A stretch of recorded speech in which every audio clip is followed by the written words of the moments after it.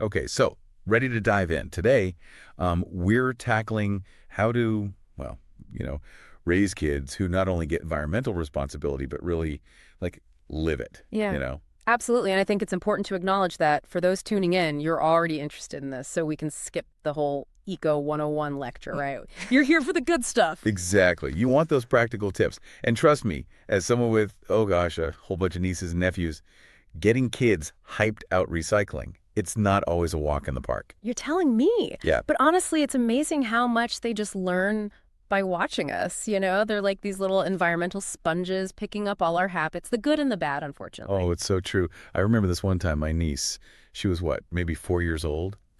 She totally called out her dad for putting a can in the wrong bin. Yeah. Oh, yeah. I don't think he's lived it down since.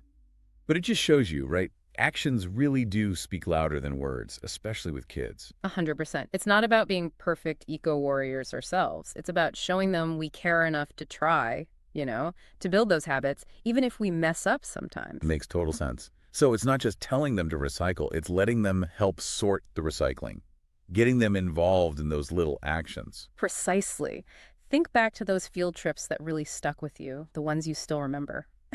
It's the same principle, right? There's the study that found kids who do hands-on environmental stuff, like gardening. Oh, like I've been meaning to start an herb garden. See, perfect example. Even something small like that, they found those kids were way more likely to keep up those eco-friendly habits as they grew up. It's about making that real, tangible connection. And speaking of connection, one thing that always got to me was just being in nature. Mm. Like not just reading about it, but experiencing it firsthand, Couldn't agree more. It goes back to that hands-on learning, right?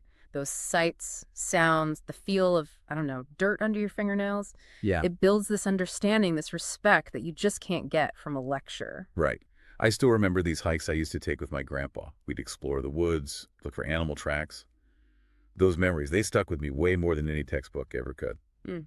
But we also got to talk about the nitty-gritty, those practical steps. Reduce, reuse, recycle. How do we make that stick with kids without, becoming that parent? It's all about keeping it simple, relatable, and fun. Did you know just swapping to a reusable water bottle can save a whopping 156 plastic bottles every year? Turn it into a challenge for them, something they can track.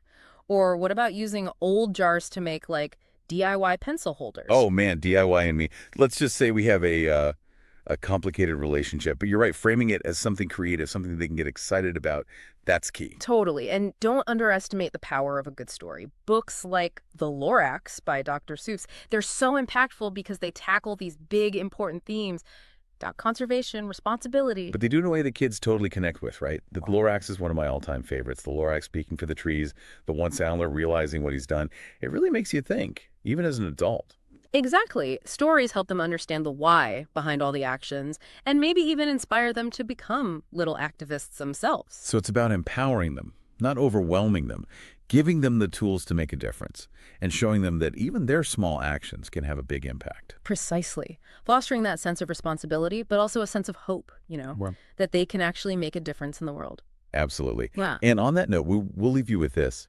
How can you weave environmental responsibility into your family's life, in a way that feels real and, dare I say, fun? Because trust me, it can be. Thanks for joining us for this deep dive.